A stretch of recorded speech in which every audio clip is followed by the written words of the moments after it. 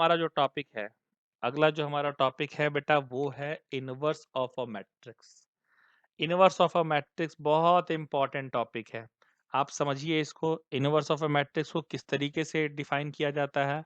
A non singular square matrix. अब non singular 11 class में पढ़ना था कि वैसा मैट्रिक्स जिसके डिटर्मिनेंट की वैल्यू जीरो ना हो वो नॉन सिंगुलर कहलाती है, और जिसकी जीरो हो गई डिटर्मिनेंट की वैल्यू वो एक सिंगुलर कहलाती है। स्क्वायर, क्योंकि आपको पहले भी पता है डिटर्मिनेंट सिर्फ और सिर्फ स्क्वायर मैट्रिक्स का ही निकाल सकते हैं। तो अगर ए बी का मल्टीप्लीकेशन आई आइडेंटिटी मैट्रिक्स के इक्वल आए जो बी ए के इक्वल है, तो उस आइडेंटिटी मैट्रिक्स को हम आई एन से डिनोट करेंगे। I N N denote for the order of a matrix. ठीक है, आगे बढ़िए। तो बात करते हैं माइनस एंड कोफैक्टर्स की। अब माइनस क्या होते हैं? बहुत सिंपल चीजें होती है minus. Minus of an element of a determinant is minor determinant obtained by deleting the row and column in which element lies. Simple सी मैं बात बताना चाहता हूँ, by deleting one row and one column. By deleting one row and one column हमारे पास जो भी डिटर्मिनेंट आएगा उसको हम कहते हैं माइनस, और उस डिटर्मिनेंट को सॉल्व करके जो वैल्यू आती है उसको हम कहते हैं कोफैक्टर्स। माइनस को हम हमेशा m से दिखाते हैं और कोफैक्टर्स को हमेशा हम c से दिखाते हैं। आगे की स्लाइड में मैं इस बातों को भी लिखा भी है। डी को एक कोई भी मैंने एग्जांपल ले लिया, A11 A12 1321, और माइनर ऑफ A23 निकालना है, यानी second row third column delete कर दिया, उसके बाद जो बच गया आप देख सकते हैं A11 A31 A12 A32, और इसके डिटरमिनेंट की जो वैल्यू आती है वही हमारी कोफैक्टर कहलाती है, जो आगे की स्लाइड्स में डिस्कस किया गया है।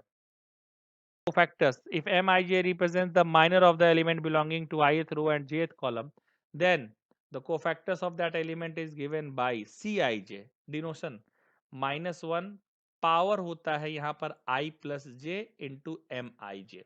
ये ध्यान रखना, Cij -1 power i plus J, और यहाँ पर लिखा जाता है एम आई जे। थोड़ी आगे की अगर हम बात करते हैं तो थोड़ा और समझने की इसको कोशिश कि डी लिखा है A11 A123, तो ये जो M11 है ये माइनस को रिप्रेजेंट कर रहा है, और ये जो फाइनल वैल्यू डी की आई है ये आपको एक cofactors.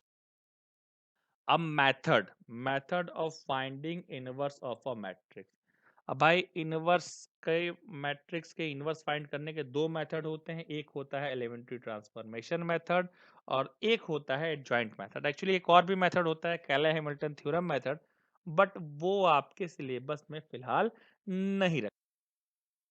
Inverse by elementary transformation method. Elementary transformation method से इनवर्स निकालने के दो तरीके होते हैं। पहला एलिमेंट्री रो ट्रांसफॉर्मेशन, और दूसरा जो होता है वो होता है एलिमेंट्री कॉलम ट्रांसफॉर्मेशन। स्लाइड में क्या किया है बेटा, देख इस स्लाइड में मैंने जो है डिफिनीशन बताई है कि इनवर्स की डिफिनीशन क्या होती है। तो मैंने इसको लिखा है कि भाई इनवर्स की डिफिनीशन क्या होगी कि square matrix is said to be invertible. पहला चीज तो बेटा स्क्वायर मैट्रिक्स है। स्क्वायर मैट्रिक्स मतलब कि number of rows number of columns के इक्वल होंगे। उसके बाद बेटा मैंने ये बताई है if there exist a matrix B such that A B equals to I equals to B A. तो एक बेटा बात तो मैंने बताई कि स्क्वायर मैट्रिक्स होनी चाहिए। दूसरी बात बेटा मैं यहाँ आपको बताना चाहता हूँ कि ये नॉन सिंगुलर होना चाहिए ना। What do we mean by non singular? Non singular का बेटा मतलब होता है कि determinant of A can not equals to zero. ठीक है, ये ध्यान रखना है। B is called the inverse of A and is denoted by A का power -1, that is known as बेटा ए इनवर्स। ठीक है, और ये याद रखिएगा इनवॉल्यूटरी मैट्रिक्स एक स्पेशल टाइप का मैट्रिक्स होता है। अगर ए स्क्वायर इक्वल्स टू आई है तो वो इनवॉल्यूटरी मैट्रिक्स कहलाता है। उस केस में हमेशा ए इनवर्स के इक्वल होता है।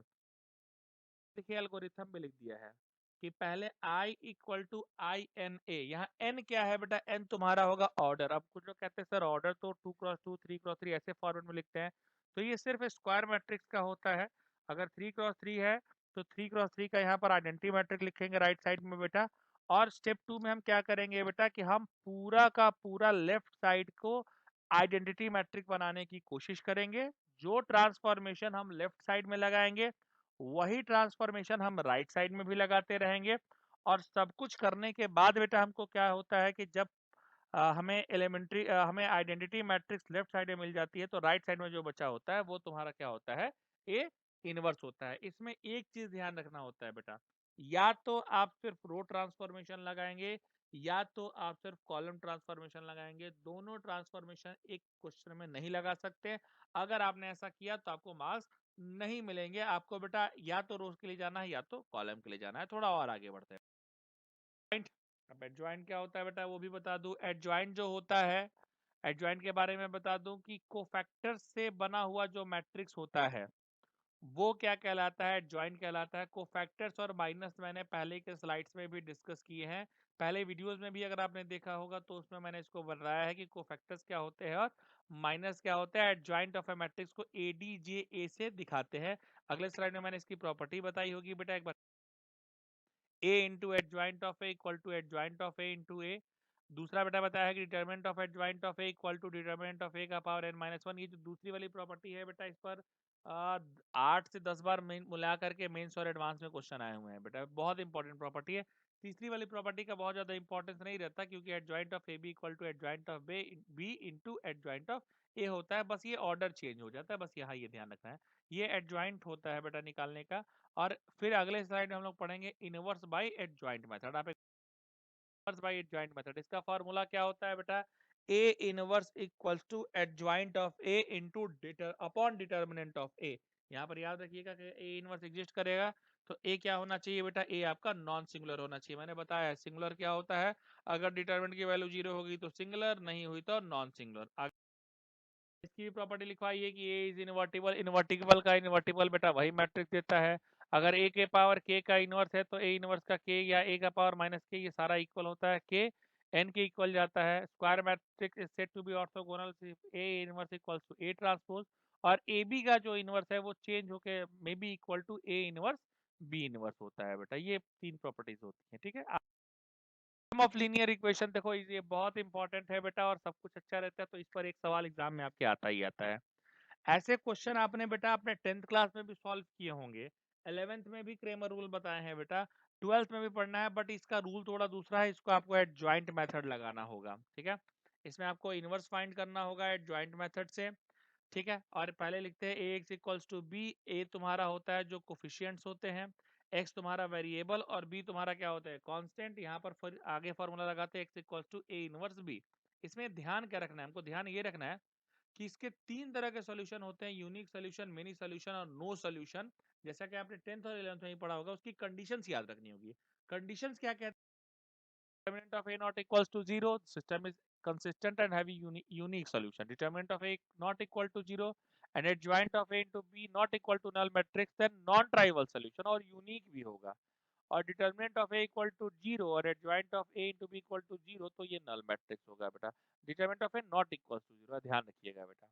तो अगर determinant of A equals to 0 है तो दो बातें हो सकती हैं, आप चेक कीजिए joint of A into B क्या है। अगर वो नल मैट्रिक्स है तो इनफाइनाइट सोल्यूशन, और अगर वो नल मैट्रिक्स नहीं है तो इनकंसिस्टेंट यानी कि नो सोल्यूशन। थैंक यू, ये शॉर्ट अप था, समराइज था बेटा, जितना आपको 12 क्लास में फॉर्मूले पढ़ने हैं थ्योरेटिकल पार्ट का। सही, so thank you for watching the video बेटा।